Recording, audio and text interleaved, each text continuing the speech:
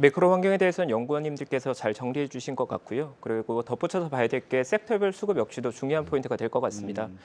최근 시장 흐름 보면 조금 독특한 게 작년 10월 중순 저점을 찍은 국내 증시가 코스피가 대략 13% 정도 오를 동안 코스닥 시장은 20% 이상 올라오는 강한 국면을 보여줬습니다. 네. 최근 전기차, 배터리 소재 기업들이 워낙 또 시장을 랠리를 일으키다 보니까 코스피 오히려 약간 소외받고 코스닥이 강한 모습이 좀 나왔고요. 아무래도 코스피 시장이 지수 상승분을 보여주기 위해서는 시가총액 상위 종목인 반도체 대형주들의 수급이 조금 개선되고 업황이 개선될 필요가 있을 것 같고요. 아마도 하반기 정도가 되면 국내에 가장 좀 중요한 영향을 끼치는 메모리 반도체 업황이 개선될 거로 보이기 때문에 아마 상반기에서 하반기가 되면 지금보다 약간은 더 우상향한 시장이 기대된다라고 보고 있습니다. 네. 중국 시장의 최근 리오프닝은 전반적으로 봤을 때는 결국 정책의 방향성과 일치한다고 느낀 게 최근 중국 정부 당국은 소비 부양에 관한 의지를 굉장히 강하게 내세우고 있거든요. 그렇다면 결국은 중국의 소비와 관련된 섹터 입장에서는 분명히 호재가 될 수 있을 거고 특히나 중국 마켓에 국내에서 매출액을 가지고 있는 기업들 입장에서 리오프닝 이슈가 악재보다는 호재성 성격에 가깝다고 개인적으로 보고 있습니다. 네. 어떻게 보십니까? 환율과 우리나라 금리 어느 정도로 갈 것 같다. 지금 좋은 말씀들을 해주셔서 주식시장이 이렇게 된다 그러면 우리나라 금리와 환율에는 그다지 큰 영향이 없을까 하는 질문을 제가 드리고 싶거든요. 맞습니다.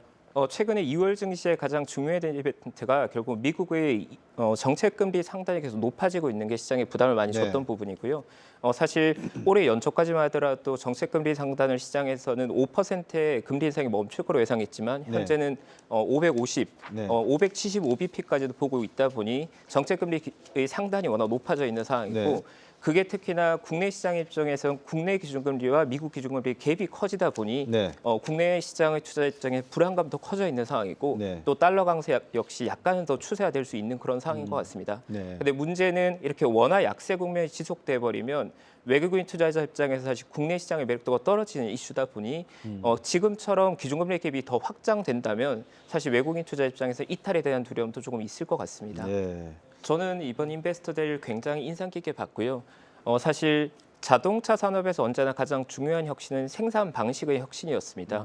포드가 대량 생산 방식을 처음 만들어내고 또 도요타의 생산 방식을 최적화시켰는데 네. 보통 자동차 업계에서 TPS라고 하면 도요타의 생산 방식이 가장 혁신적이라고 알려져 있었는데 네. 이번 인베스터 데이에서 준 힌트는 테슬라가 제조 방식의 혁신을 계속해서 이어가고 있음을 확인할 수 있는 이벤트였고요.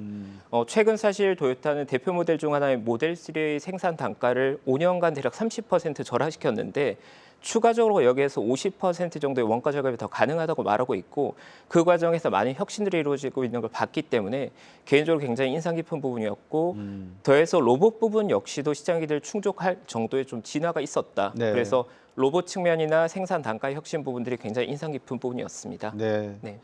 에스코 프로비엠도 그렇고 뭐 LNF도 그렇고 포스코 케미칼도 그렇고 앞으로 이렇게 배터리 관련된 주식들은 상당히 오를까요? 어떻게 보십니까?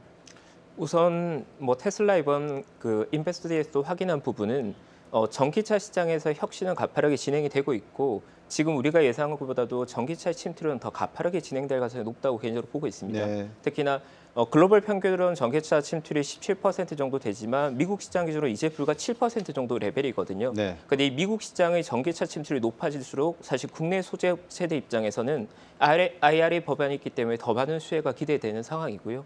당연히 현재의 상황으로 봤을 때는 전기차 혁신 자체가 국내 2차 전지 혹은 소재 업체들에 굉장히 좀 강한 호재가 될 수 있다 그렇게 보고 있습니다. 네. 사실 전기차 산업 내에서도 현대차와 기아차의 고민은 과거의 다른 산업에도 그랬던 것처럼 프리미엄 라인은 현재 테슬라나 미국의 프리미엄 브랜드들이 가져가고 있는 반면에 또 엔트리급 모델은 중국의 비아디 같은 기업들이 굉장히 또 강하게 하고 있다 보니 네. 약간 중간에 껴있는 샌드위치 형국이 우려되는 부분인 거죠. 네. 하지만 글로벌로 봤을 때 최근 현대차, 기아차 역시 브랜드 파워가 예전보다 많이 올라가 있는 상황이고 네. 특히나 제네시스나 새롭게 나오는 EV 라인들은 굉장히 매력적인 제품들이 나오고 있거든요. 네. 그래서 여전히 높은 제품력 그리고 매력도 그러한 것들이 어필할 부분들이 있기 때문에 우리가 우려하는 것보다 아마 현대기아차 역시 잘해낼 수 있다. 지금도 잘하고 있다고 평가하고 싶습니다. 네.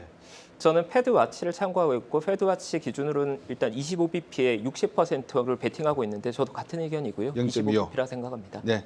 사실 미국 연준 입장에서는 인플레를 잠재워야 되는데 지금 나오는 데이터들은 인플레가 여전히 가라앉지 않고 있다는 걸 보여주고 있고 특히나 미국의 경기가 우리가 우려했던 것보다는 너무 강건하거든요.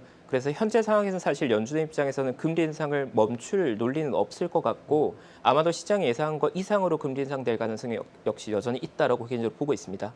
다만 그럼에도 불구하고 예측 가능한 이벤트로 작년처럼 빅스텝, 자이언트 스텝 같은 변화구가 아니라 그냥 25bp 직구라면 아마 시장의 입장에 그렇게 두려워할 필요는 없지 않을까라고 생각하고 있습니다. 네.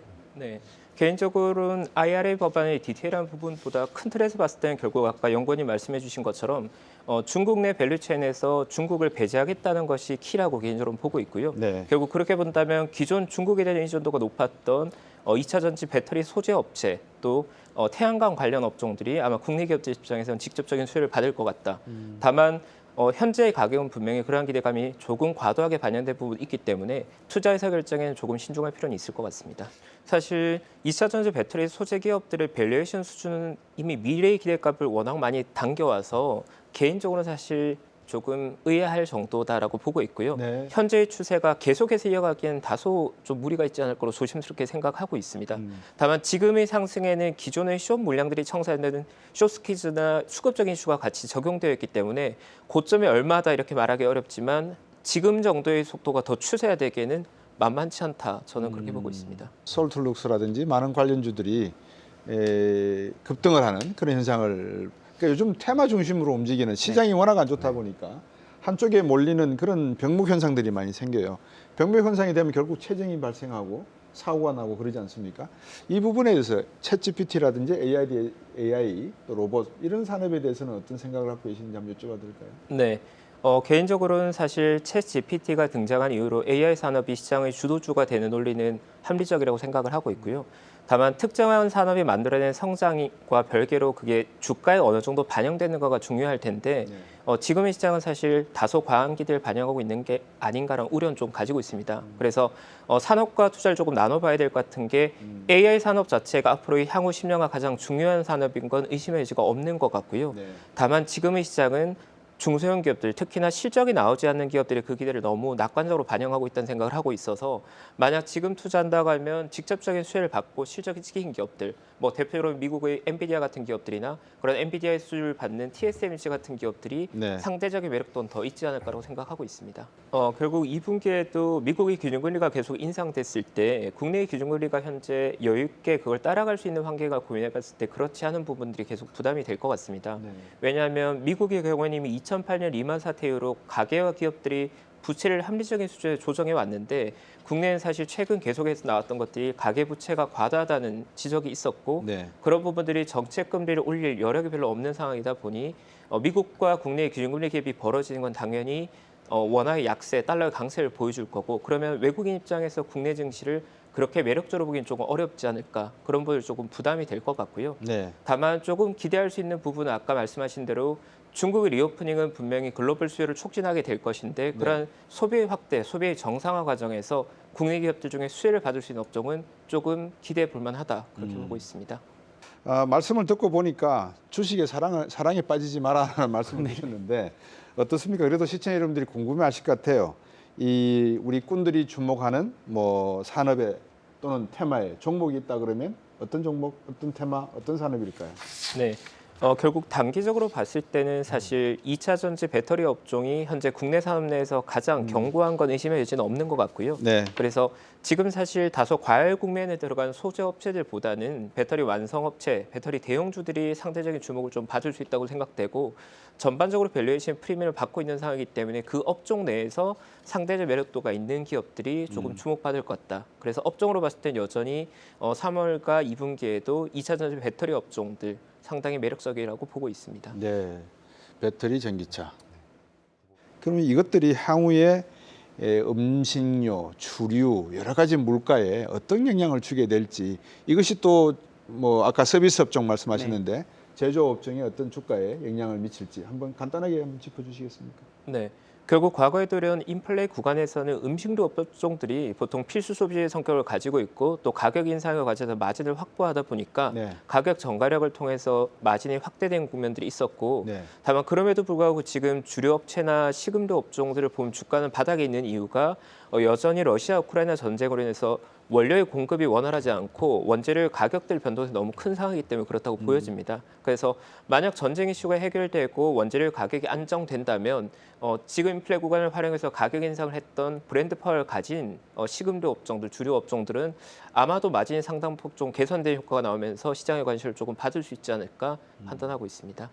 2023년 2분기 또 3, 4분기가 남았습니다. 이 투자의 기본 잃지 않고 우리 시청자분들께서 어떻게 하는 것이 지혜롭고 현명한 투자 전략인지 한 1분씩만 간단하게 짧게 좀 주시죠. 네. 우리가 봤던 2022년 시장은 시장의 금리의 변동성이 워낙 커지면서 기업들의 멀티플이 굉장히 많이 내려오는 할인된 시장이었는데 우리가 2분기에 보게 될 것들은 어쨌든 미국 정책 금리의 상단을 한 번 더 확인하게 될 거고 그렇다면 장기적인 투자자들 입장에서는 장기적 매수에 좋은 기회가 만들어질 수 있는 국면이라 생각하고 있고요.